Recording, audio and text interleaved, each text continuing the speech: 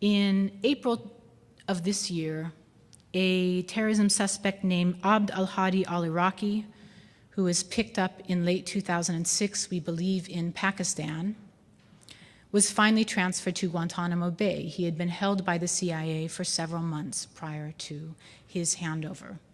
There's also a suspect who was picked up in Kenya, who was arrested in Kenya. He's believed to have fled Somalia and the conflict there. He was picked up in late February. He was transferred to Guantanamo in late March.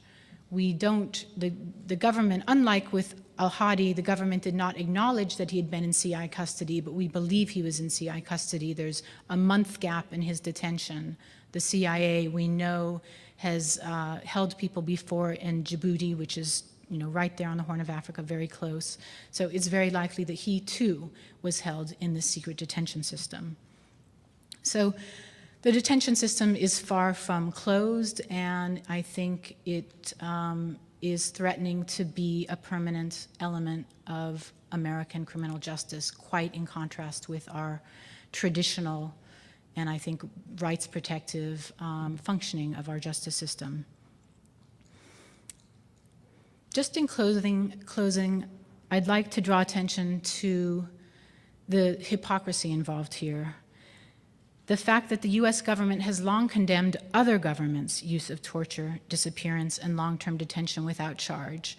If you read our annual human rights report, we point to Syria, we point to Egypt, we point to Morocco. We certainly don't brag about the fact that we've turned people over to those countries to suffer the abuses that those reports document. We certainly don't brag about the fact that we ourselves are committing those same abuses. Certainly, the use of these practices undermines the US's moral authority on human rights and is extremely damaging in that way.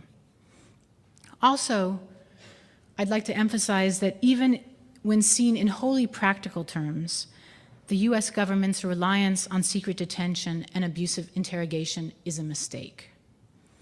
The use of these techniques taints any evidence obtained from the persons abused, and as we've seen with Ibn al-Sheikh al-Libi, means that the evidence is not necessarily reliable. And it makes it very difficult to prosecute those persons in fair proceedings. And perhaps most importantly, it makes it difficult to provide the public accounting of these serious crimes that the victims of terrorism deserve. Thank you. I'm happy to talk about Guantanamo. Human Rights Watch works on a real range of counterterrorism issues, US and outside the US, so questions about the CIA, about Guantanamo, or about anything related, I'm happy to answer. Go ahead, sir. Yes, my comment and question is this. First, the one thing I find more deplorable than the fact that all these things could be done in our name in secret is the fact that they could be disclosed, and yet we allow them to continue to persist to be done. My question relates to the passage of the Military Commissions Act last fall.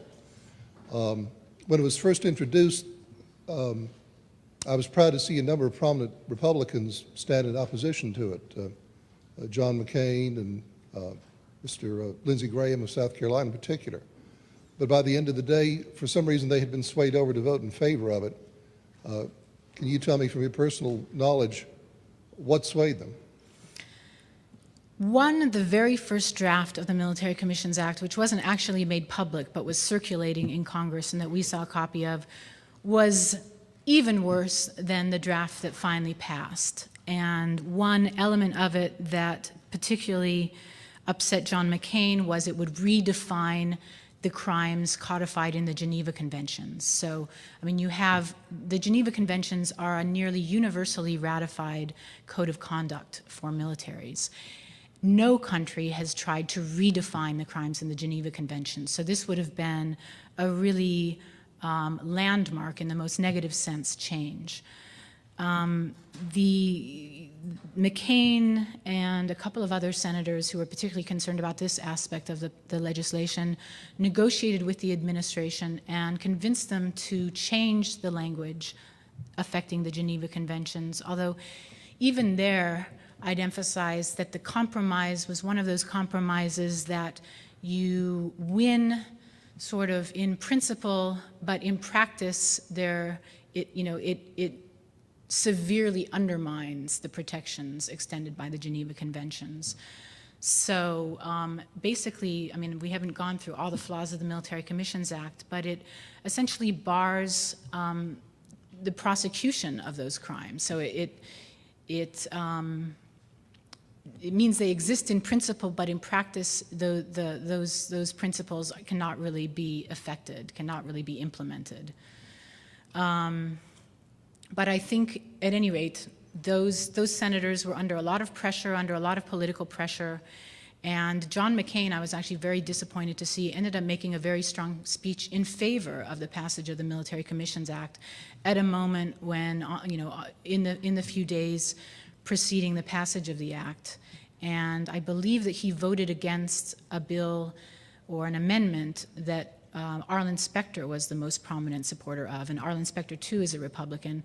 This was an amendment that would have protected the sacred right of habeas corpus, which is, you probably all know, one of the very worst aspects of the Military Commissions Act is that it strips detainees, deemed enemy combatants, from being able to bring complaints under habeas corpus. So detainees at Guantanamo, even foreigners held in the United States as enemy combatants, can no longer petition under habeas corpus to be free of detention or free of physical abuse. Go ahead.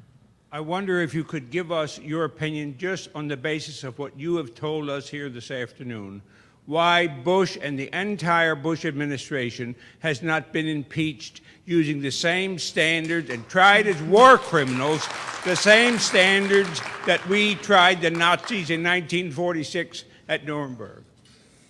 That's a political question, obviously, and that has to do with the public response to these events. All I would note is when there was movement towards pressing Rumsfeld to resign, which in the end was successful, although there would really been a lot of discussion that throughout 2006. When there was discussion of the need for Rumsfeld to resign, Human Rights Watch was saying the question is not whether he should resign, the question is whether he should be indicted. And I think that could be said for many other high officials in this administration. I have a political question as well. You spoke of a lack of congressional oversight, and up until this year we had a Republican-controlled Congress, which doesn't excuse their inaction, but it makes it a little more understandable. Now we have a Democrat-controlled Congress, and still no hearings, no investigations. What would it take, in your opinion, to get Congress to get into the action here? That's a good point. I mean, I think the fact that there was a Republican Congress helps explain the inaction that we saw, but there's been incremental change so far under the Democrats. There's been a lot more rhetoric. The Democrats have said, we're not going to be treated the way the Republicans were treated.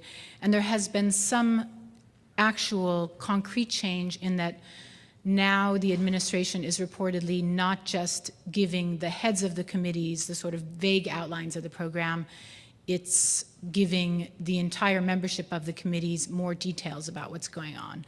But then that begs the question, if this committee now is aware of what's going on, how come it's not taking more serious action to stop it? There was a bill introduced in the Senate that would have cut funding to the CIA program, but that was killed.